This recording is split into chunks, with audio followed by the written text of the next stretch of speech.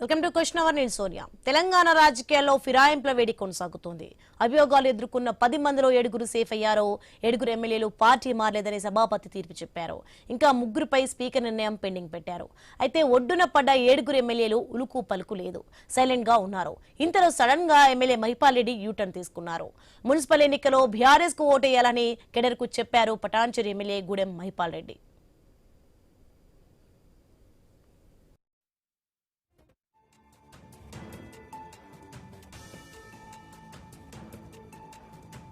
జరిగింది చేసినా మనకు అక్కడ ఏమాత్రం గిట నియోజకవర్గానికి నియోజక ప్రజలకు నాకు ఎక్కడ ఒక ఇంటిక మందము లాభం జరగలేదు. అన్ని కోర్టు ద్వారానే చూసుకుంటా ఉన్నాం. కాబట్టి అందుకే ఆలోచన చేసి ఈరోజు కన్న తల్లిదండ్రులను మరవకుండా 3 సార్లు నాకు టికెట్ ఇచ్చి మీ అందరి ఆశీర్వాదంతో బీఆర్ఎస్ పార్టీ మీద గెలిచినా. కాబట్టి రేపు మనకందరూ మీరందరూ కష్టపడి చేసిరు ఉన్న పరిస్థితులను బట్టి ఒక అడుగు తప్పుటట్టు వేయడం జరిగింది. వేసిన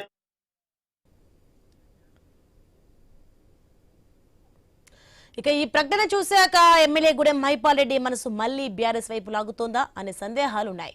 అధికార కాంగ్రెస్ పార్టీలో గూడెం మహిపాల్ రెడ్డి ఇమడలేకపోతున్నారా అనే ప్రశ్న కూడా వస్తుంది. అయితే ఇది ఒక్క మహిపాల్ రెడ్డి పరిస్థితేనా, ఇంకా ఎవరైనా ఉన్నారా అనేది చర్చ. బీఆర్ఎస్ కు తిరిగి వచ్చేందుకు ఎమ్మెల్యేలు చూస్తున్నారనే టాక్ బలంగా ఉంది. అయితే మరి ఎంతమంది క్యూ కట్టేందుకు సిద్ధంగా ఉన్నారు? మున్సిపల్ ఎన్నికల వేళ ఈ పరిణామాలను ఎలా చూడాలి? తిరిగి వస్తామంటే బీఆర్ఎస్ అధిష్టానం ఆహ్వానిస్తుందా?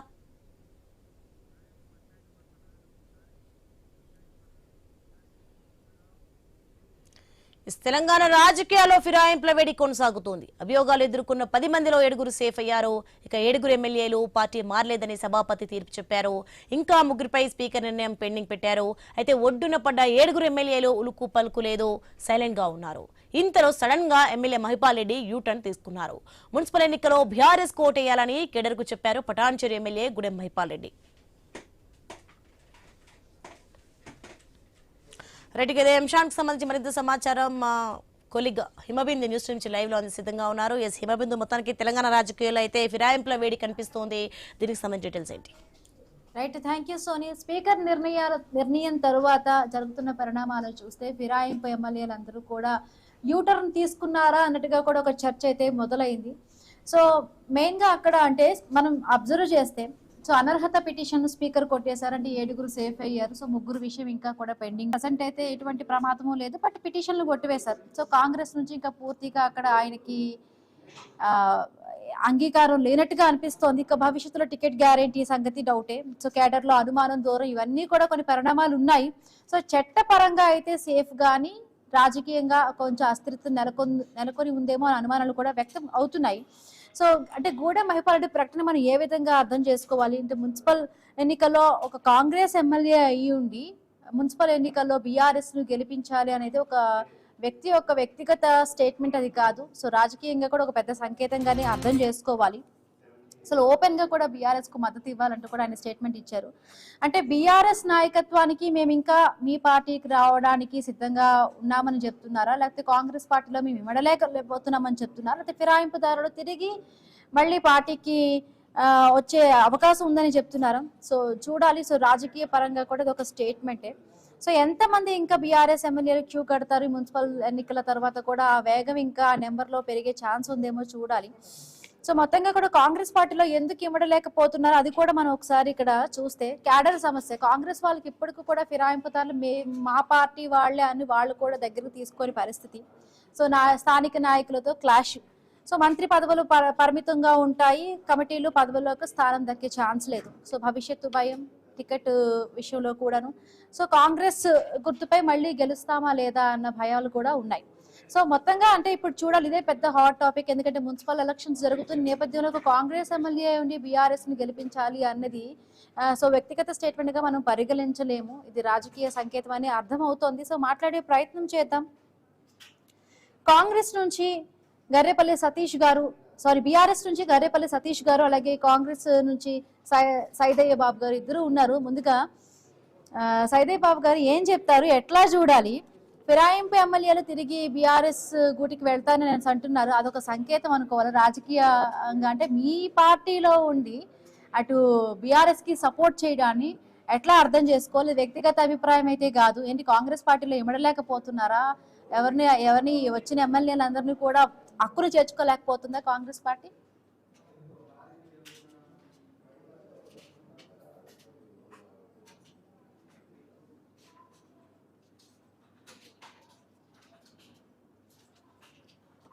సైదే బాబు గారు,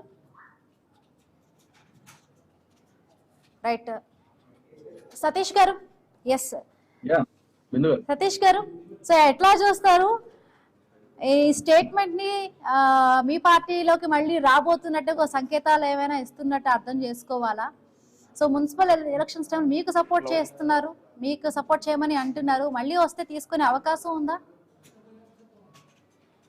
సరే, తీసుకోకపోవడం అనేది అధిష్టానం నిర్ణయం అండి. అది మేము ఇప్పుడున్న పరిస్థితుల్లో చెప్పలేము. కాకపోతే ఒకటి శుభ పరిణామం ఏంటంటే వాళ్ళు చేసిన తప్పు వాళ్ళు తెలుసుకున్నారు అని మాత్రం ఈ రోజు ప్రజల్లో చాలా క్లిస్టర్ క్లియర్ గా ఏర్పడతాం.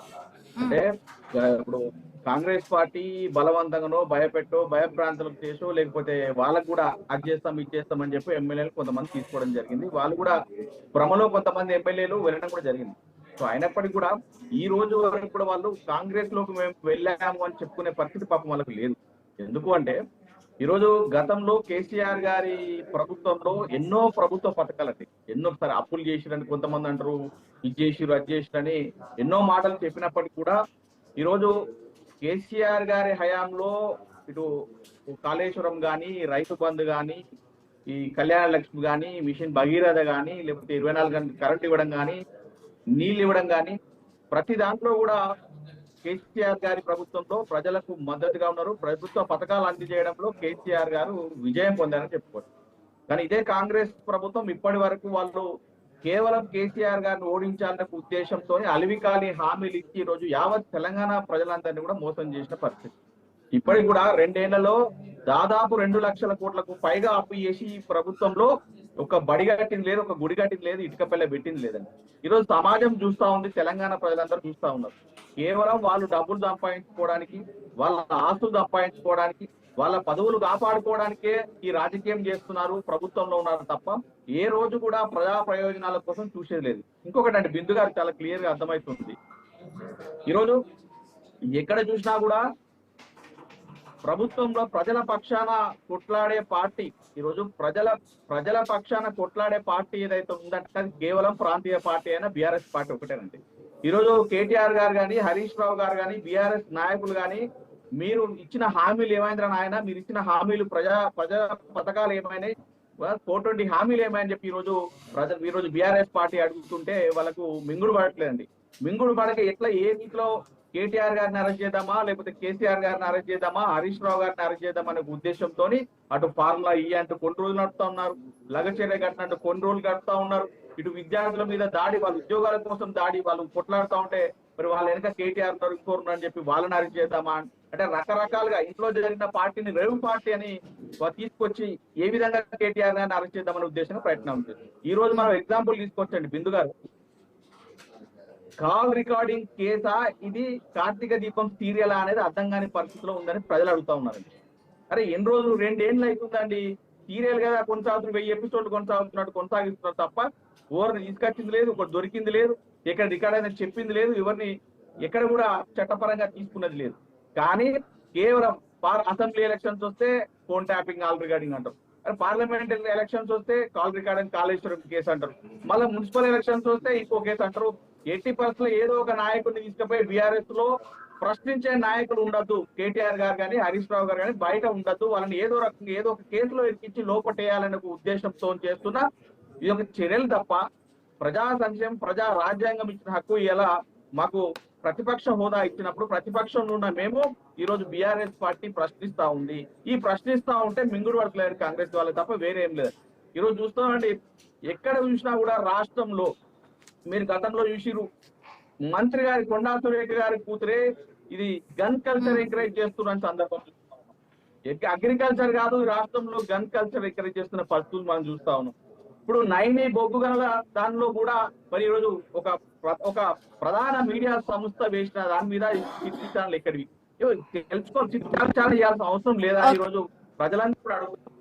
కేవలం కేటీఆర్ గారి మీదనే కుట్రలు పన్ని కక్షపూరితంగా ఏదో ఒక కేసులో ఇరికించాలనే ఒక ఉద్దేశంతోనే ఇదొక చర్యలు తీసుకుంటున్నారే తప్ప ఎక్కడ కూడా న్యాయపరంగా చట్టపరంగా వీళ్ళు ఎక్కడ తప్పు చేసినట్టు కానీ ఇంకోటి కానీ ఇక్కడ కనబడడం లేదు. కేవలం ఏదో ఒక కేసులో ఓకే సతీష్ గారు, రైట్. సైదయ్య బాబు గారు ఈ వెర్షన్ కూడా తీసుకుందాం. నమస్తే అండి సైదయ్య బాబు గారు, ఎట్లా చూస్తారు? మీ ఎమ్మెల్యే అయ్యి ఉండి బీఆర్ఎస్ కు మున్సిపల్ ఎన్నికల్లో కూడా ఓటేయాలంటూ కూడా ఓపెన్ గా ఆయన చెప్తున్నారు. ఎట్లా ఆ స్టేట్మెంట్ ని అర్థం చేసుకోవాలి? నమస్కారం అండి ప్యానెల్లో ఉన్న సభ్యులందరికీ నమస్కారం. ఐఎమ్ ఆడిబుల్ అండి? యా ఆడిబుల్ అండి, చెప్పండి మేడం. ఈ ప్యానెల్లో ఉన్న అందరికీ కూడా నమస్కారము. ప్రముఖంగా ఈ రోజు మీరు పెట్టినటువంటి చర్చలో భాగంగా ఏదైతే గూడెం మైపాల్ రెడ్డి గారి ఇష్యూ ఉందో ఆ ఇష్యూ గురించి మా స్పీకర్ గారు ఆల్రెడీ చెప్పేశారండి. అది గతంలోనే 5 మెంబర్ని గురించి ఏదైతే క్లీన్ చిట్ ఇచ్చాడో అందులో గూడెం మైపాల్ రెడ్డి గారు కూడా ఉన్నారు. ఆల్రెడీ గూడెం మైపాల్ రెడ్డి గారు కూడా కాంగ్రెస్ లో ఉన్నట్టుగా మేము ఎప్పుడు ఎక్కడ చెప్పుకోలేదు, అధికారంగా కూడా ఎక్కడ లేదు. వారు ఆల్రెడీ బీఆర్ఎస్ లోనే ఉన్నారు. బీఆర్ఎస్ ని గెలిపించుకునే ప్రయత్నమే చేస్తున్నారు తప్పితే మా కాంగ్రెస్ వాళ్ళు గెలిపించుకునే ప్రయత్నం చేయట్లేడు. ఆయన బల్ల కొద్దీ ఓపెన్ గా చెప్తున్నాడు, మా కౌన్సిలర్ ని మా మున్సిపాలిటీస్ ని గెలిపించుకోండి, బీఆర్ఎస్ వాళ్ళని గెలిపించుకోండి అని. వారు అందులో ఉన్నారు.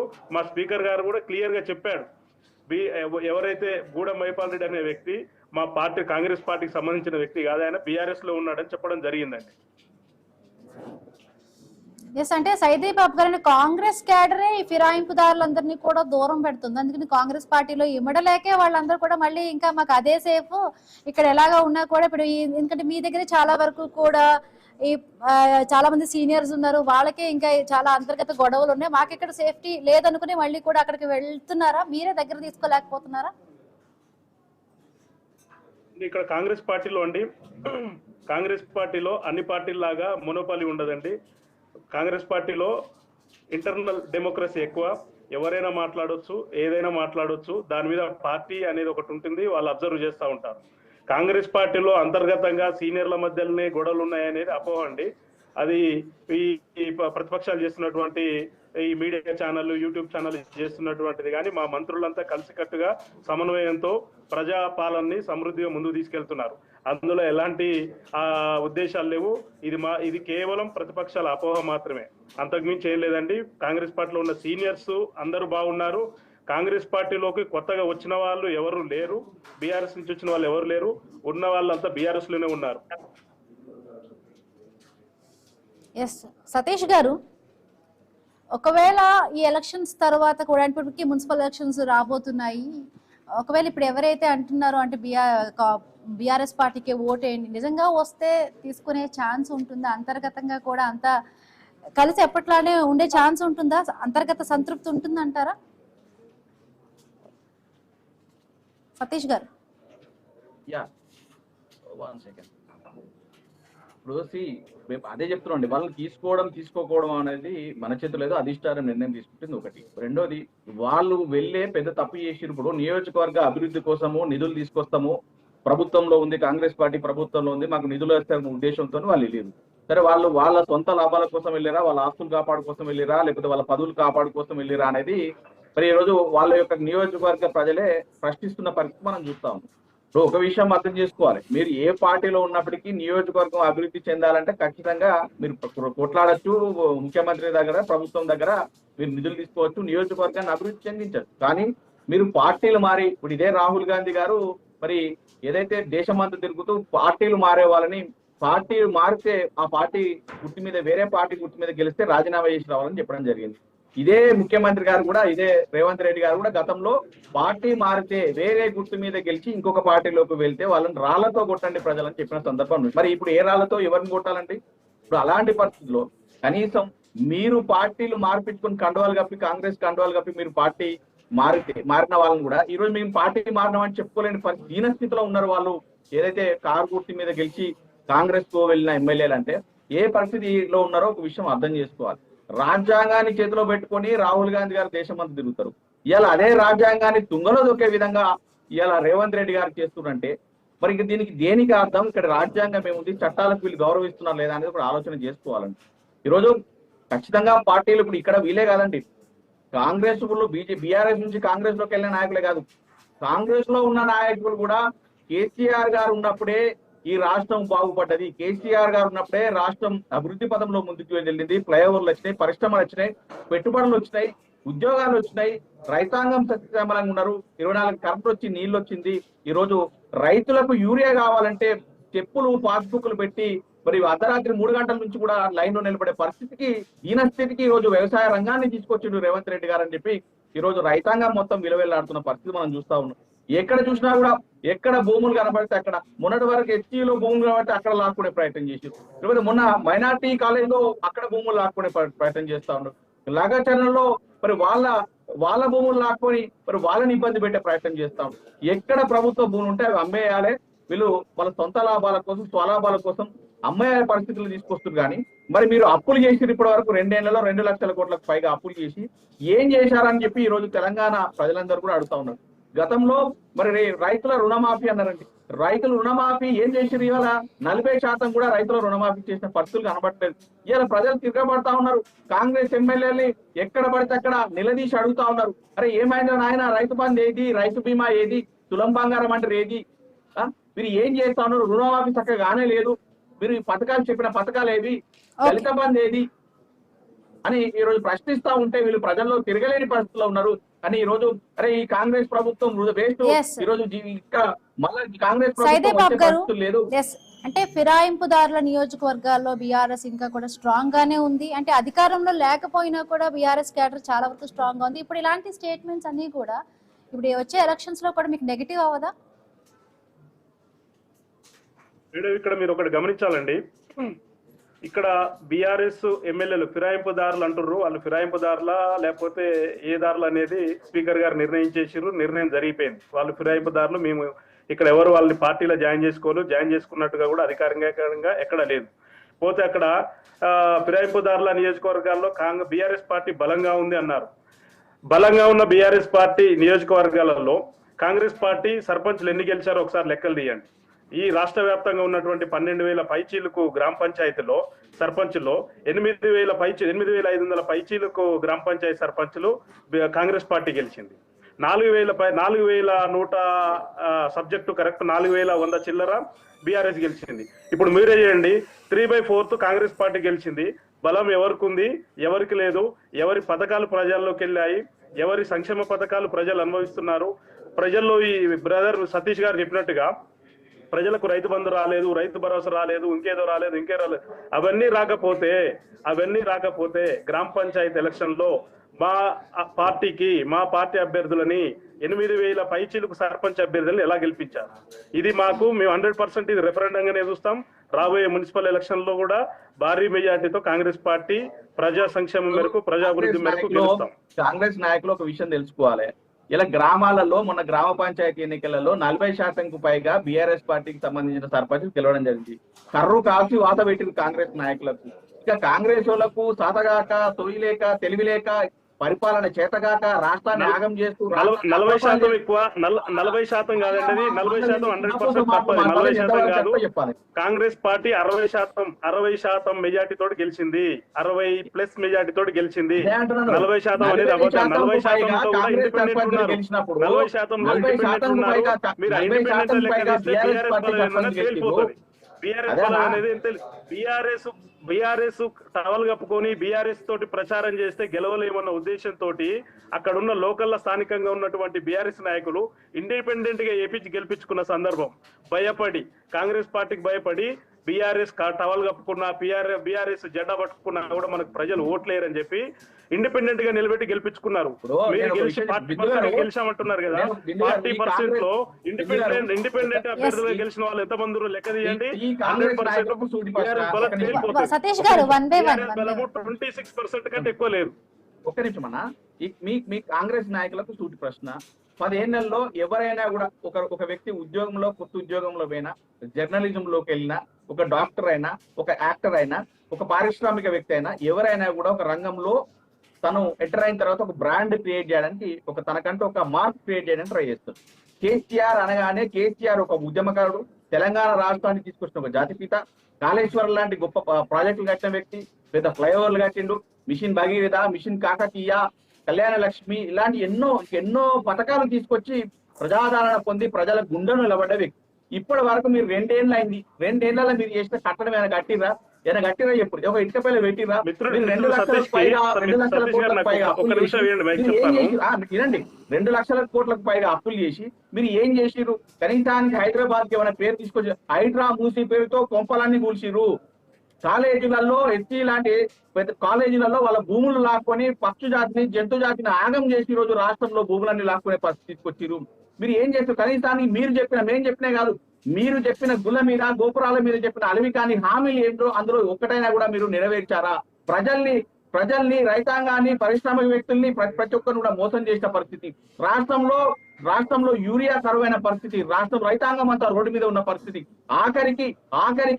ఆఖరికి గురుకులాల్లో ఉన్న విద్యార్థులు కూడా పౌష్టికాహారం లేక, వాళ్ళకి గ్యాస్ బిల్లులు కట్టలేక, వాళ్ళకు కోడిగుడ్లు ధరలు పెరిగినా కూడా కోడిగుడ్లు అందజేయలేక, పౌష్టికాహారం లేక పాములు గుట్టి, తేళ్లు గుట్టి చచ్చిపోయి హాస్పిటల్ వాడి తావు బతుకుల్లో ఉన్నా కూడా ఈ రాష్ట్రం, ఈ కాంగ్రెస్ పరిపాలనలో కాంగ్రెస్ ప్రభుత్వాన్ని కన్నెత్తులు తెచ్చుకోవట్లేదని ఇలా ప్రశ్నిస్తా ఉన్నాం. ఇంకా మీకు చదివిందా అండి? మీకు అవగాహన ఉందా అండి? ఏ మొహం పెట్టుకొని మీరు పరిపాలన చేస్తున్నారు? అతమానం ఎప్పుడు చూసినా కూడా మీరు ప్రాంతంలో, మీరు తెలంగాణ రాష్ట్రంలో పదవులు సంపాదించుకోవాలి, ఆస్తులు సంపాదించుకోవాలి, భూములు సంపాదించుకోవాలి, అంతే తప్ప మీరు ఎక్కడన్నా ప్రజాపాలన మీద దృష్టి పెట్టిరా? ఎక్కడ దృష్టి పెట్టారు? మీరు ఏం చేసారు చెప్పు. ప్రజాపాలన విజయవంతంగా ప్రజల్లోకి వెళ్తుంది. బీఆర్ఎస్ నాయకుల నీళ్లలోకి వెళ్ళట్లేదు కాబట్టి, వాళ్ళు నిరుద్యోగంలో ఉన్నారు కాబట్టి ఇష్టం వచ్చినట్టు మాట్లాడతారు. అవేవి ప్రజలు పట్టించుకున్న పరిస్థితి లేదు. మీరు ఏదైతే గ్రామ పంచాయతీ అన్నారో ఆ గ్రామ పంచాయతీలో రెఫరెండం తేలిపోయింది. మీరు వచ్చే ఎలక్షన్ల, మున్సిపల్ ఎలక్షన్ల ఏం జరగబోతుందో చూడండి, బీఆర్ఎస్ ఎన్ని గెలవబోతుందో చూడండి, కాంగ్రెస్ ఎన్ని గెలవబోతుందో చూడండి. కాంగ్రెస్ పార్టీ ఇందిరమ్మ హామీలతో మేమిచ్చిన హామీలతో విజయవంతంగా ముందుకు పోతుంది. 100% మున్సిపల్ ఎలక్షన్లలో మున్సిపల్ ఎన్నికలు ఒకవేళ బీఆర్ఎస్ గెలిస్తే ఇంకా ఫిరాయింపులన్నీ కూడా పెరుగుతాయంటారా? మీరు మున్సిపల్ ఎలక్షన్ లో బీఆర్ఎస్ కాదండి, ఆల్రెడీ బీఆర్ఎస్ అనేది గెలుపు దిశలోనే ఉంది. మేము ఆల్రెడీ గెలిచినాం, 40% పైగా సర్పంచులు గెలుచుకున్నాం. వీళ్ళు కాంగ్రెస్ వాళ్ళకు సాత కాదు, అవగాహన లేదు, వీళ్ళకి అసలు సంబంధం లేదు, వీళ్ళు అప్పులు చేసుకుంటా ముందుకు పోతారు, వాళ్ళు ఆస్తులు సంపాదించుకుంటారు తప్ప తెలంగాణ ప్రజల పట్ల కానీ, తెలంగాణ రాష్ట్రంలో ఎక్కడ పరిశ్రమ ఎవరో తెలియదు, ఎక్కడ పెట్టుబడి పెట్టాలో తెలియదు, ఏ రైతాంగానికి ఎప్పుడు ఏ పరిస్థితుల్లో ఏం చేయాలని తెలియదు. కాంగ్రెస్ పార్టీ పెట్టిన పెట్టుబడులే పరిపాలన చేస్తున్నారు. ఈ కాంగ్రెస్ పార్టీ ఇండస్ట్రీలు, పరిశ్రమలు, ఎడ్యుకేషన్ సిస్టమ్, ఇంజనీరింగ్ కాలేజీల వల్లనే మీరు రెవెన్యూ అనుభవించారు. 2014 తర్వాత మీరు చేసింది ఏంటంటే, కాంగ్రెస్ పార్టీ నిర్మించినటువంటి ఆస్తుల పైన వడ్డీలతోటి బతికిర్రు. మీరు చేసిన అప్పులు 10 ఏళ్లలో 8 లక్షల పైచీలక కోట్ల అప్పులు చేశారు. కాంగ్రెస్ పార్టీ వచ్చి 2 ఏళ్లు కూడా పూర్తి చేసుకున్న దాంట్లో చేసిన అప్పులు ఎన్ని, మీరు చేసిన దాంట్లో అప్పులు ఎన్ని కంపారిజన్ చేస్తే కాంగ్రెస్ పార్టీ చాలా తక్కువ అప్పులు చేసింది. మీరు బీఆర్ఎస్ పార్టీ వాళ్ళు కాంగ్రెస్ పార్టీ నిర్మించిన ఆస్తుల మీద బతికిర్రు 10 ఏళ్లు. మీకు ఆ విషయం అర్థం కావట్లే. ఎవరండి భూములు అమ్మంది? కోకాపేటలో ఎకరం 100 కోట్లు ఎవరమ్మిర్రు? పుత్తుల్లాపూర్లో ఎవరమ్మిర్రు? శంషాబాద్ లో ఎవరమ్మిర్రు? యాదగిరిగుట్టలో ఎవరమ్మిర్రు? ఈ భూములను ఎవరమ్మిర్రు? భూముల అమ్మకానికి శ్రీకారం చుట్టింది ఎవరు? భూముల అమ్మకానికి శ్రీకారం చుట్టింది ఎవరు? Congress party Nizam sugar factory పెట్టింది, ఐడిపిఎల్ పెట్టింది, బిహెచ్ఎల్ పెట్టింది, ఐటీ ఔటర్ రింగ్ రోడ్ తెచ్చింది, ఎయిర్పోర్ట్ తెచ్చింది. ఇన్ని కాంగ్రెస్ పార్టీ తెచ్చింది. మీరేం తెచ్చిరు? వాటి మీద వచ్చే ఆదాయం మీద బతుకుతుంది. 10 ఏళ్ళు బతికింది బీఆర్ఎస్ పార్టీ. వాటి మీద వచ్చే ఆదాయం, భూముల అమ్మకానికి శ్రీకారం చుట్టిందే బీఆర్ఎస్ పార్టీ. మీరు ఆ విషయాన్ని క్లియర్ గా తెలుసుకోవాలి. ఇలా భూముల అమ్మకం విషయంలో కానీ, రకరకాల విషయంలో కేసుల పాలయ్యి కోట్ల చుట్లు, విచారణల చుట్టూ తిరుగుతున్నది బీఆర్ఎస్ నాయకులు. వినండి, మీరు దొంగ కేసులు పెట్టి, లంగ కేసులు పెట్టి ఎప్పుడు వీళ్ళంతా ప్రశ్నిస్తున్నారు. మేము మా బతుకులు రోడ్డు మీద భయపడి పెట్టి దొంగ లంగ కేసులు తప్ప. కేసీఆర్ గారి కూతురు కవిత గారే స్వయంగా ఆరోపిస్తున్నారు. మా దొంగ కేసులు పక్కన పెట్టండి, మేము పెట్టిన దొంగ కేసులు మీరు ప్రభుత్వంలో మీరు వచ్చినప్పుడే గత 2034 తర్వాత మీరు వచ్చే పరిస్థితి లేదు. మీరు వచ్చినాక చూసుకో. స్వయంగా కేసీఆర్ గారి కూతురు కవిత గారే ఆరోపణలు చేస్తున్నారు మీ మీద. ఫస్ట్ దాన్ని క్లారిటీ ఇవ్వండి. మీరు 2 ఏళ్ళు మీరు ఇప్పటికి 2 ఏళ్ళు అవుతుంది మీ ప్రభుత్వంలో ఉన్నారు. మీరు చట్టం ఈ రోజు మీకు ఐఏఎస్ ఆఫీసర్ ఉన్నారు, ఐపీఎస్ మా రెండేళ్ల ప్రభుత్వానికి గీటుడు అయ్యి సర్పంచ్ ఎలక్షన్లే వినండి. మళ్ళీ చెప్పను. అన్నా, మా రెండేళ్ల ఈ ప్రభుత్వ కాంగ్రెస్ ఎన్నికల వాళ్ళకి ఏంటంటే, ప్రభుత్వ పరిపాలనకి సుస్థిర పరిపాలనకి కాంగ్రెస్ వాళ్ళకి గీటుడు అయ్యి సర్పంచ్ ఎలక్షన్లే. థ్యాంక్ యూ సో మచ్ అండి వాళ్ళకు సతీష్ గారు, సైదాబాబు గారు డ్రైవ్ లో పాల్గొన్నందుకు. చూసారు కదా, ఇది వాళ్ళ question hour. Keep watching I News, మీతోనే మీ వెంటే.